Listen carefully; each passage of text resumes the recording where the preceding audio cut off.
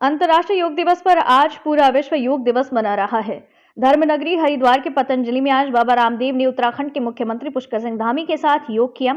हरिद्वार में जगह जगह योग अभ्यास के लिए कैंप लगाए गए। इस वर्ष योग दिवस की थीम वसुधैव कुटुंबकम के लिए योग यानी एक विश्व एक परिवार के रूप में सभी के कल्याण के लिए योग है। न केवल मानसिक स्वास्थ्य समस्याओं के लिए बल्कि समग्र कल्याण के लिए भी फायदेमंद है। इस अवसर पर मुख्यमंत्री पुष्कर सिंह धामी ने कहा, हम उत्तराखंड को योग और आध्यात्म के क्षेत्र में आगे बढ़ाने का काम करेंगे। वहीं बाबा रामदेव ने कहा, योग युक्त और नशा मुक्त उत्तराखंड बनाना है। मुख्यमंत्री पुष्कर सिंह धामी का कहना है कि आज अंतर्राष्ट्रीय योग दिवस पर पतंजलि योगपीठ में हजारों लोगों के साथ 2.5 घंटे मुझे भी योग करने का अवसर मिला है। हम उत्तराखंड को योग, अध्यात्म और संस्कृति के क्षेत्र में आगे बढ़ाने का कार्य करेंगे, क्योंकि उत्तराखंड भारत ही नहीं बल्कि पूरे विश्व का आध्यात्मिक केंद्र है। नवभारत समाचार हरिद्वार से शहजाद अली की रिपोर्ट। 9वां अंतर्राष्ट्रीय योग दिवस भारत में कम से कम 10 करोड़ से ज्यादा लोग घरों से बाहर निकल करके योग के लिए निकले। यह एक योग का अप्रतिम जलवा है और इस योग धर्म, वेद धर्म, ऋषि धर्म, सनातन धर्म के माध्यम से एक राष्ट्र धर्म की एक नई आगाज, युग धर्म का एक नया स्वर गुंजायमान हुआ है और यूएनओ में देश के प्रधानमंत्री योग कर रहे हैं।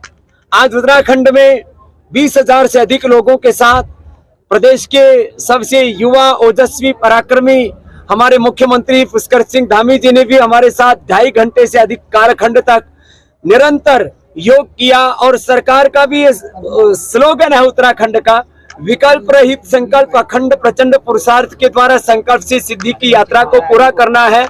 योग युक्त, रोग मुक्त और नशा मुक्त उत्तराखंड बनाना है और योग के साथ उद्योग और उद्यमशीलता को आगे बढ़ाते हुए उत्तराखंड को दुनिया की सांस्कृतिक, आध्यात्मिक राजधानी के रूप में विकसित करना है।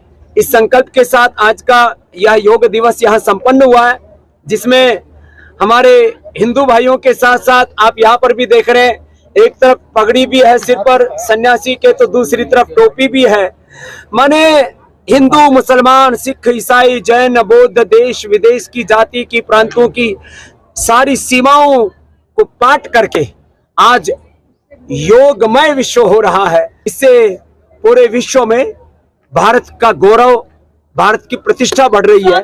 यहाँ पर हजारों, 20,000 से भी अधिक लोगों के साथ और 2.5 घंटे तक पूज्य स्वामी जी के सानिध्य में सभी ने योग की विधाएं सीखी। हम उत्तराखंड को योग के क्षेत्र में, अध्यात्म के क्षेत्र में, संस्कृति के क्षेत्र में, जो पूरे भारत का ही नहीं विश्व का हमारा केंद्र है, हम उसी दिशा में उत्तराखंड को विकसित करने के लिए हर संभव प्रयास करेंगे। आज योग के क्षेत्र में, अध्यात्म के क्षेत्र में, आयुर्वेद के क्षेत्र में, हर क्षेत्र में, उद्योग के क्षेत्र में बहुत बड़ा योगदान उत्तराखंड के अंदर हो रहा है। उसको आगे बढ़ाएंगे और जल्दी ही हम एक ग्लोबल इन्वेस्टर समिट भी उत्तराखंड के अंदर करेंगे, जिसमें देश दुनिया के सभी लोगों को उत्तराखंड आने के लिए आमंत्रित करेंगे।